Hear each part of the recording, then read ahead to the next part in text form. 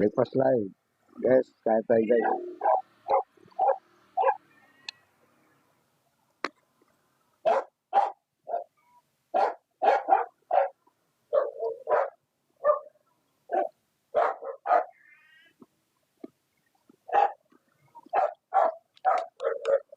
Welcome to my live guys.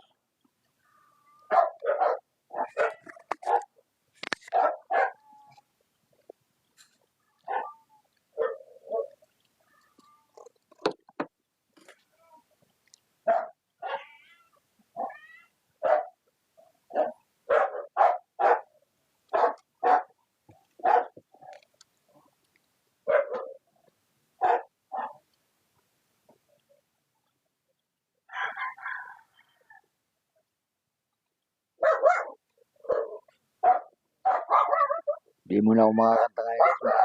Anong lamunan ko. Kaya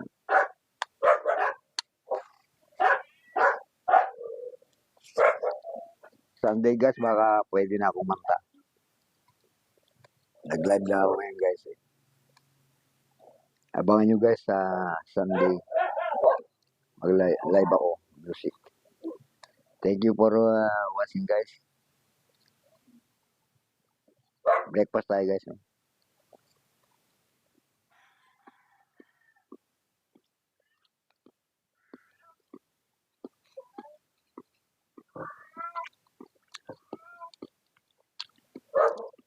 Ay. Thank you for watching guys. Tap and share na lang guys yung live ko guys. Thank you for your support guys.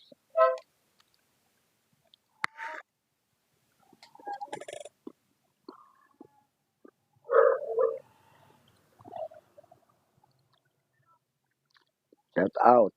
Shout out. Jomar. Abdul. Shout out Jomar. Ruben shout out. Jumper. Sala. Shout out. Sunny please shout out. Sherry. Yamasa. Shout out guys. Thank you for watching guys.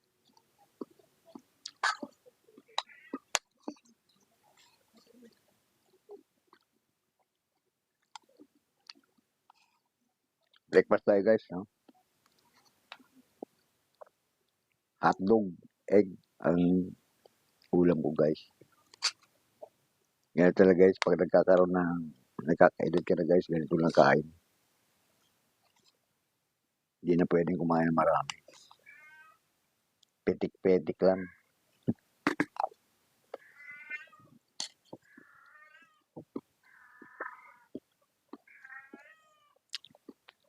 Salamat sa inyo guys sa panonood nyo ng live ko guys.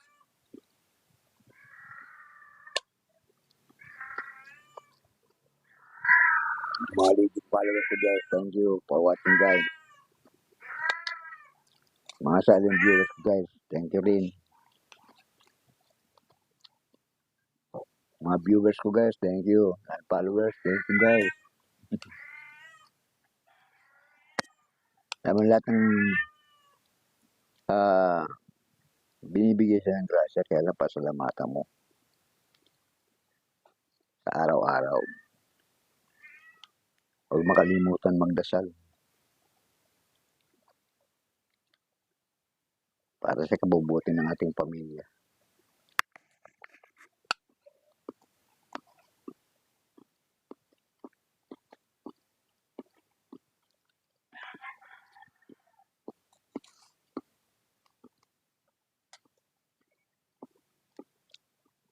Saka guys, yung mga katulad ko na nagkakaedad na guys. Kaya lang pag, halimbawa, may karamdaman, may sakit sa mga arthritis, ganyan. Huwag masyado mag-iinom ng gamot. Kung kaya sa herbal guys, herbal. Ako guys, ganun eh. Tuwing kakain ako guys sa tanghali, meron akong isang sibuyas yan. sibuyas. Tsaka isang butil na bawang. Dalawa yan.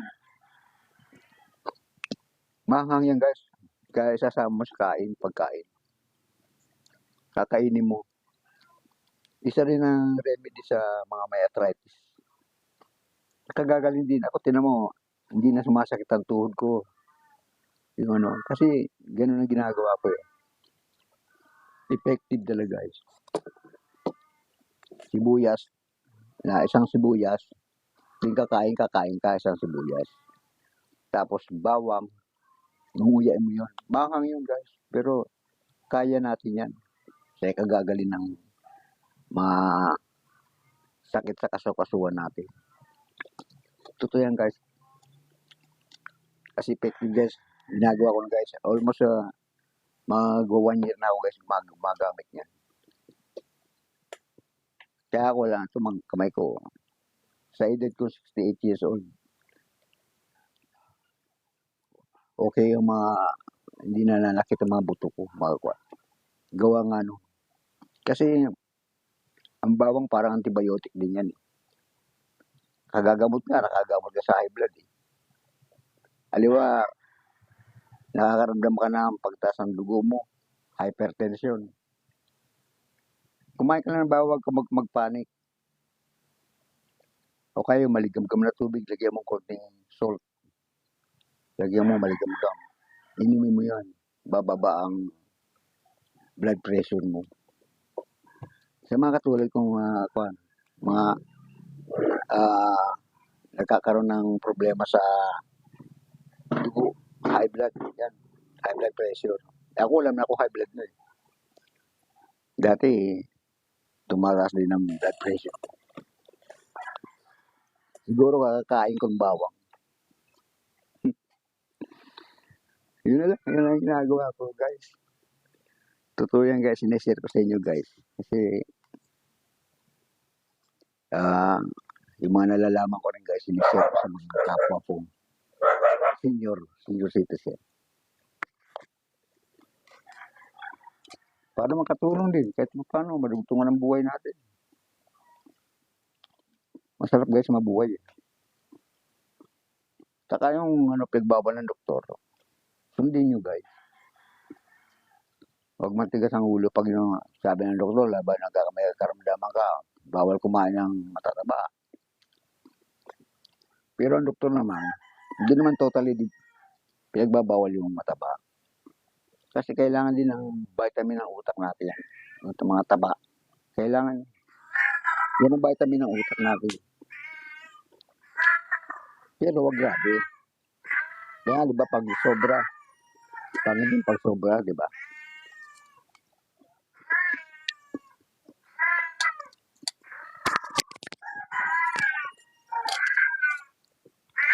Kaya ako guys, nung nagkaroon akong karamdaman lalo na creatinine guys, creatinine. Ang creatinine, kidney yan. Pinagbawal sa akin ng high protein foods, tulad ng red meat, yung karne ng kambing, mataas ang protina niyan. Kailangan less lang ang mga protein na kakainin mo. Kaya less lang protein na kinakain ko. Bawal yung mga isdang dagat na madudugo. Bawal yun. Ang pwede ko lang kainin nun, bangus, tilapia. Yun lang. Ibang hirap. Yun, ang red meat, bawal. White meat lang, tulad ng manok, yun lang pwede. Baboy, pwede kumain din, pero wag sobra. Katamtaman lang. Kaya ang hirap. Yung magkasakit guys, hirap. Maraming bawal na pagkain. Bawal mag sobra-sobrang asin. Kaya ako nalosodium ako nun eh. Nalosodium ako nun kasi yung kinakain ko wala ng asin. Nalosodium naman ako nun. Na-hospital na naman ako nun guys. Kasi low sodium nga eh. Nadala ako sa Veterans Memorial Hospital sa mga hospital ng mga sundalo yan eh. Sa mga retired na mga sundalo. Doon ako dinala. Nagamot ko. Ano lang, di man ako abot ng halo half day lang ako doon. Pinunuan lang yung sodium ko. Uwi na rin siya agad. Sabi nga sa doktor ko, mag-rest day ka lang dito. Mag-ano ka, mapatumpay ka. Ako, Dok, wala naman akong sakit na iba. Uwi na lang ako. Mahirap doon eh. Doon ako magpapahinga kasi siyempre, wala na akong trabaho eh. Ayaw ko naman ganun eh. Wala naman ako babayaran doon. Kaya ayaw ko. Mahirap, baka lalo makasakit. Uwi na lang ako, Dok. Tawa yung doktor sa akin eh. Yung mga katabi ko noon na hospital, oh, kasi COVID time pa nung araw na yun. Katabi ko nasa ano kami, yung walang nakapagital sa amin, plastic na parang cubicle na ano. Tapos kabila, may ano pa yung COVID. Sabi ko, ano ka ano dun eh. Kasi kung i-confine ako doon, magpapahinga nga ako. Kaya lang, hindi ko kakayanin yung wala ka naman nararamdaman kasi kukumpine ka para magpahinga lang doon. Di, sa bahay na lang. Ako doon, uwi na ako. Uwi ako. Kasi pag nakita ko yung mga may sakit doon eh, para ako nagkakasakit na. Totoo yan guys eh. Kaya, ang ano ko lagi sakit ko, potassium. Yung potassium naman, ang tayong kasi potassium ko yan eh. Sa buto yan eh. Pag nang-low potassium ka, manghihina ka. Halos hindi ka guys makatayo. Ngayon, ang ko lang naman doon, mag-akay ka ng saging, hinog na saba, huwag mo lulutuin. Saba na saging, yan, maganda sa yan, low potassium. Saging lang guys. Lakatan, yan ang mga kainin yung saging. Kanyan guys, potassium yan. Ganun lang guys ang gagawin na. Pag nagka-edad na talaga. Kaya yung mga bata pa dyan, kung may mga bisyo kayo, ingat-ingatan nyo, huwag sobra. Pwede uminom, hindi mo kayo, ano, ako lang kasi nang guys, sumobra na ako guys doon, nung kabataan ko pa. Yung malakas din ako uminom guys. Puro mga alcohol pa naman ininom ko. Pero awa ng Diyos. Buti hindi ako nagkaroon ng sakit na ganun grabe. Kaya pasalamat din ako sa Panginoon. Dahil yun naman naging sakit ko lang, hindi naman totally na dedo agad. Kaya, kaya kayo, bang bata pa kayo, bawas-bawasan yung inom. Huwag kayo inom ng gutom. Huwag kayo inom ng sobra-sobra. Yung inom na ano lang yan. Yung diba, sabi niya, mahina ka, kantsawa ka ng mga tropa mo. Hina mo uminom. Wala yan, sabi niya. Hindi, ano ka, yung iinom ka. Pero hindi naman grabe. Yung alos ang magdamagan. Ako nung nasa active pa ako, nung pag off duty ko, pagdamag yan. Kinamaga pa, sundutin ko pa ng ano yan, ng beer. Oh. Kaya yung ano ko, yun, yung pagtanda ko, yun, dala-dala ko. Na-hospital ako, 3 months sa hospital ng Biluna. Biluna hospital, 3 buwan ako. Nakasakit ako na sa ano eh, sa lungs. Buti nagamot. Yung lungs ko nagkaroon ng na moderate advance ako noon. Akala ko mamatay na ako noon, nadala ko sa emergency. 3 months ako nagpagaling. Yun. Pinagbawal sa akin inom. Pero nung gumaling na ako, nakalabas na ako, after 6 months, inumuli. Kahit pagtanda ko, nagkasakit ako, hospital ulit. Grabe. Mahirap pa naman guys, ma-hospital guys. Sa mahal ng gamot, mahal ng doktor. Kaya, hanggat kuhaan pa yung kapatid lang to guys. Okay, sobra-sobra uminom. Tulad yung mga nandiyan sa Bicol, sa atin sa Bicol. Marami mga, pag uminom na kayo gin, kumuha kayo ng ng buko. Sabaw ng buko lang. Ayan ang mag-chaser kayo, sabaw ng buko.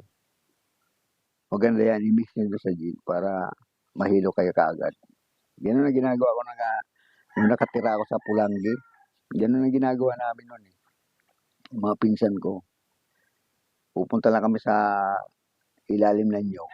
May dala kami 2 boteng gin. Ang chaser namin buko. Kasi pulutan kami. Manghuli ako ng isda kasi mahilig ako magbingwit eh. Mahilig ako manlisid ng isda. Ang dala ko lang na bingwit lang. Yun lang, talim. Wala tayong pulutan. Punta lang ako sa sapa. Pag may pulutan na kami. Ganon katindi yun. Nung araw sa Bicol ako. Masarap ang buhay dito sa Bicol. Kung ang pangarap mo talaga simpleng buhay lang, sarap talaga. Kaya lang kung may mga pangarap pa sa anak mo, luluwas ka talaga ng syudad para mapatapos sila yung mga anak mo. Ganun nangyari sa akin. Para, siyempre, o sa akin, okay lang. So, kaya sa may edad na ako, tanda na ako, mas gusto ko pang tumira dyan eh. Kasi una-una, presko. Kaya lang yung mga anak ko naman, kaya lang masubaybayan ko sila. Hanggang sa magkaroon sila asawa, mga anak. Kaya dito ako. Guys, kain tayo guys. Kaya mga tulad ko na may edad na, okay matakot na kuhan. Okay matataranta. Lalo pag mahal kayo. Magigam-gam na tubig lang, lagyan ng asin. Bawang. Paano lang yamin lang? First aid. Yun lang ginagawa ko. Huwag ka kasi ang nervyos. Pag nakarami ka, nervyos ka, ang kamamatay mo, nervyos. Hindi yung sakit mo. Kasi habang ninenervyos ka, yung function ng dugo mo, lalong tataas. Kasi kung basta sa sakyan, pag yung panayang pump ng ganyan, bumibilis ang tibok ng puso mo, bilis din ang daloy ng dugo mo sa mga ugat mo. Kaya gano'n.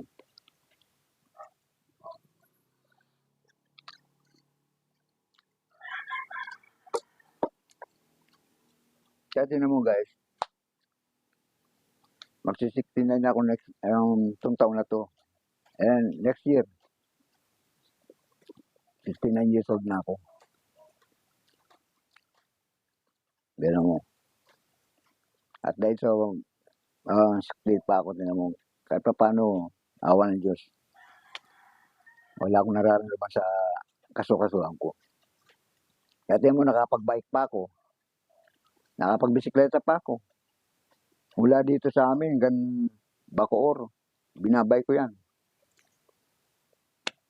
Nagbabike ako. Tapos nakapamaril pa ako ng isda. Nakapagbingwit pa ako. Nakakasan-saan pa ako nakakapunta. Kaya sa pamaril ng isda, lakad ka. Yan ang pinaka-exercise ko eh. Yung sa ilog, pabalik-balik ako niya sa pangpang. Maghanap lang ng isda lumulutang. Yun, magandang exercise na yun. Yung dala ko pang airgun, mabigat yun. Yung bit-biting ko pang bag, mabigat din yun. Kasi, 2 tangke dala ko. 2 tangke na yan, oxygen. Biro may bigat na yun. Oo. Tapos pag uuwi na, magbabike ka pa. Pagod na.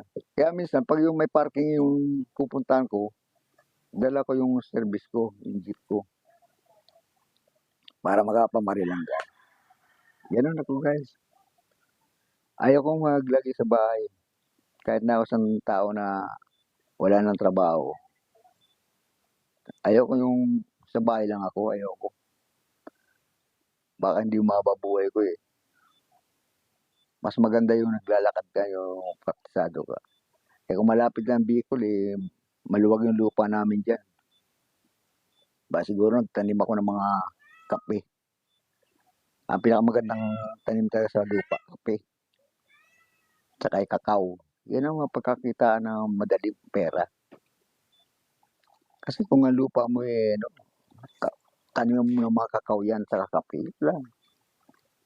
Pero kayo, nasa Bicol kayo. Ibang mga followers ko, pinsan ko, nasa Bicol. Dapat magtanim kayo ng kape talaga. Di kayo lugi dyan kasi magkano ang kape ngayon, yung buto ng kape ngayon. Pag binili mo yan, mahal ang sako. Lalo pag ginawa mong kape yan, hindi ka bibili ng kape. Sipag lang talaga dyan guys, saka yung diskarte lang guys. Ako kasi dito sa Manila, sa Cavite, wala akong mapagtaniman eh. Ang tanim ko nga dito, kapirasong lupa lang, ang tanim ko dito, sama-sama na sila, atis, bayabas, suha, lukban. Sama-sama sila doon sa isang lugar yun, isang lupa lang yun. Nag-aagawan sila ng vitamins eh, kaya yung lukban ko medyo nabansot. May kakao. Oo. Biro mo yan, sa isang lupa lang yan Tabi-tabi sila. Una, tinanim ko sa pasuyong. Sa mga sa pasulang. Ngayon, nakaharap sila ng butas. Nakapasok yung ugat nila sa lupa na mismo. Nagsilakihan.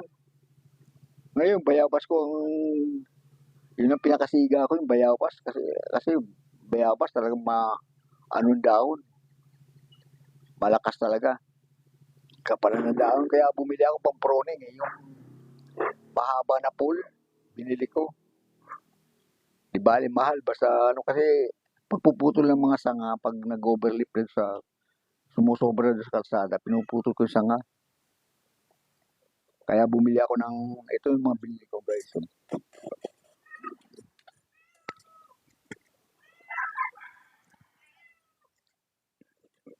Ito. Yan o. Pagputol ng mga sanga to. Meron to guys, pool. Mahaba yung pool yan. Na-adjust yung mga pool nito. Yan. Ito yung pool niyan guys.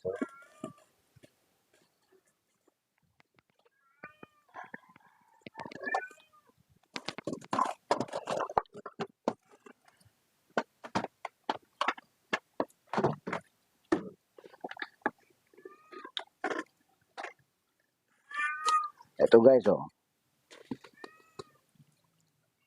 Adjust yan guys. Alam mo yung haba nito, 18 feet.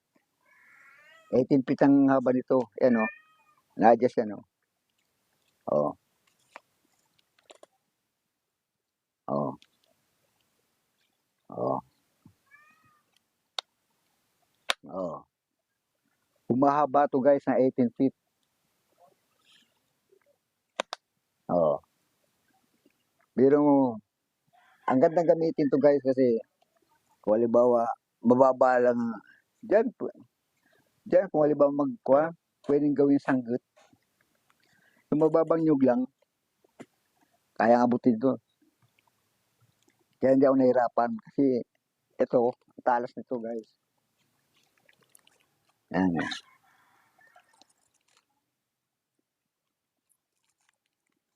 Yan Talas niyan. Ito yung mga pamputol ko ng sanga. Yan.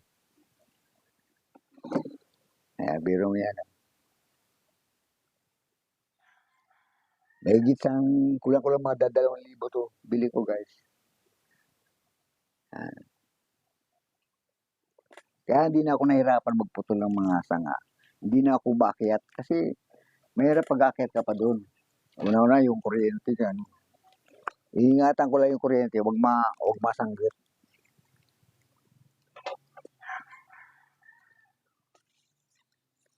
Para kasi yung sanga na umusli na sa mga karsada, patanggal. Yan talaga guys. Kaya napakaganda yan sa Bicol. Sa Bicol gamitin yung pangsanggit ng nyug. Bayan sa atin maraming kawayan dyan eh. Dito sa Manila wala eh. Sa Dasmariñas wala eh. Maraming kawayan pero hindi maaking. Tsaka bibilin mo din. Pero ano yun, mahirap magtambak dito sa bahay no. Hindi tulad nito, na-adjust lang, napapahaba, napapaiksi. Oh. Tsaka madaling itago sa bahay. Kaya ganoon. Thank you for watching guys. Mga, shout out sa mga sa lahat-lahat. Hindi ko na kayo pwedeng isa-isa. Shout out lahat kayo guys. Mananood sa akin. Thank you for watching guys. Maraming salamat sa pagsuporta niyo na live ko guys. Kaya ganun guys. Ano, makapunta tayo dun guys sa yung mga herbal na mga gamot na ano. Yun, diyan marami yan sa atin sa Bicol. Yung pala sambong na yan, yung sambong guys, gamot pala saan yan, sa creatinine. Mag-inom kayo talaga sambong talaga na natural na pinapakuluan. Kaya pala nung araw matatanda dyan sa atin, ginagawang kape yan eh, sa umaga. Yung sambong, pinapakuluan. Nalaman ko yan, yung doktor na tumingin sa akin, gamot pala sa creatinine yan. Yung sambong tea. Kaya, yun na dapat na ano pag creatinine, may creatinine kayo, magsambong lang kayo. Herbal din yan eh. Magandang herbal din pala yan. Kaya ako nagsasambo ako dito, meron ko tanim dito sambong sa gilid ng bahay ko. Kaya lang, hindi naman ako nakakapag laga. Kasi siyempre, namimingwit ako, nag-ano ako, hindi ko na ma-asikaso rin na ano.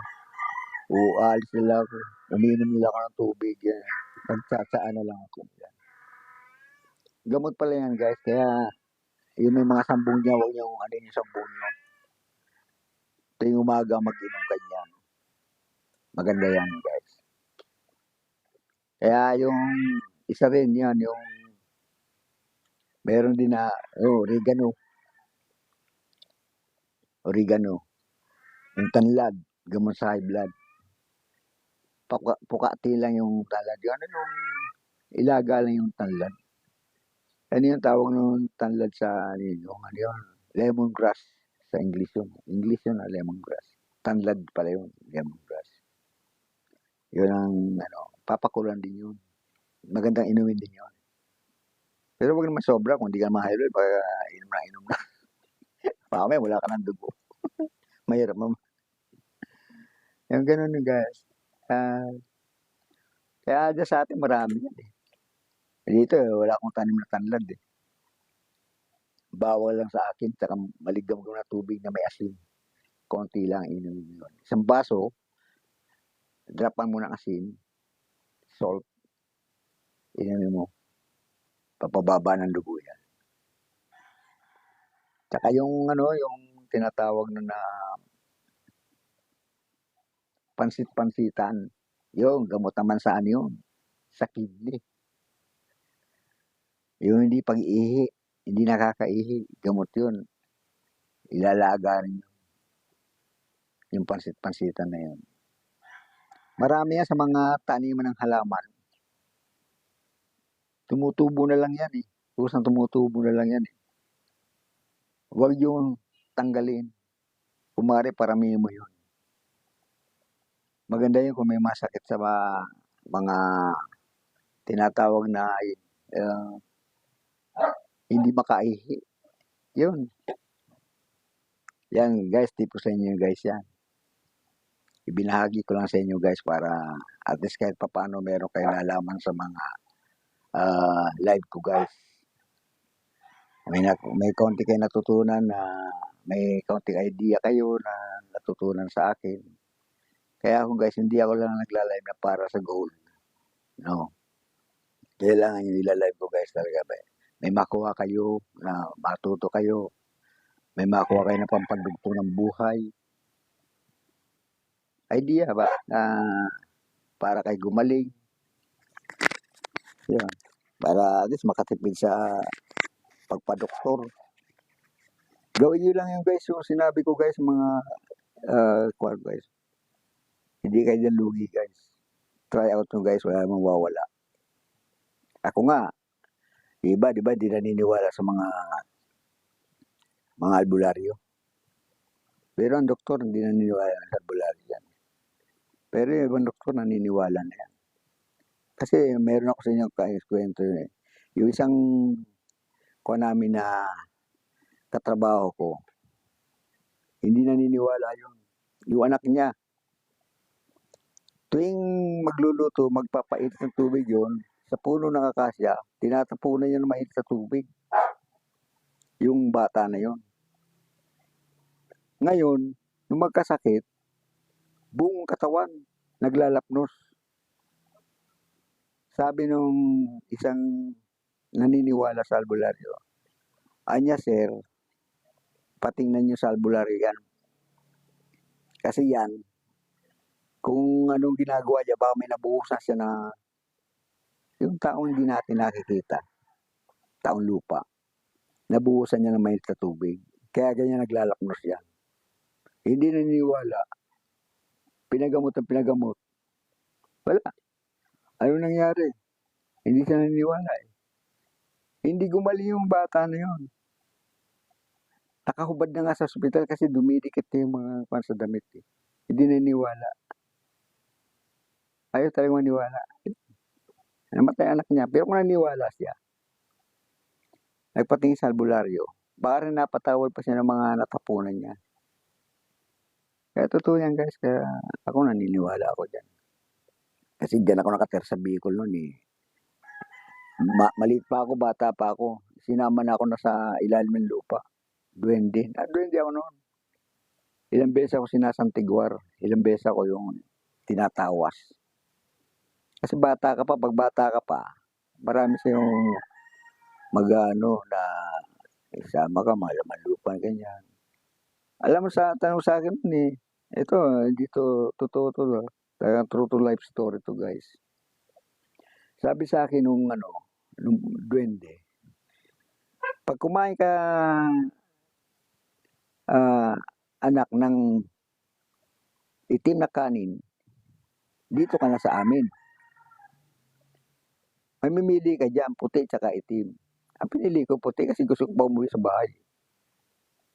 Pero ang ganda, parang tao, parang ganun ng lifestyle natin sa kanila. Ganun din. Ganun din ang pamumuhay nito sa ilalim. Kaya ako nakabalik. Pero kung itim ang inano ko, wala na. Kaya tinatawag na, yung kapag namatay, pinapalitan ng upas yung katawan mo. Ang makikita mo, kala mo tutong kuwan. Minamalikmata ka lang nun. Upas na yung nakikita mo. Yung katawan nandun sa ilalim na. Iba yung mga nasasaro, yung mga kuwan dyan sa atin. Ganun nangyayari. Yung katawan nila, wala na. Ang pinapalitan parang upas ng saging na yun. Namamalikmata lang yung kamag-anak. Akala niya yun na yung patay. So yan. Diba guys, at least kahit paano may nakuha kayo ng may konting fantasy.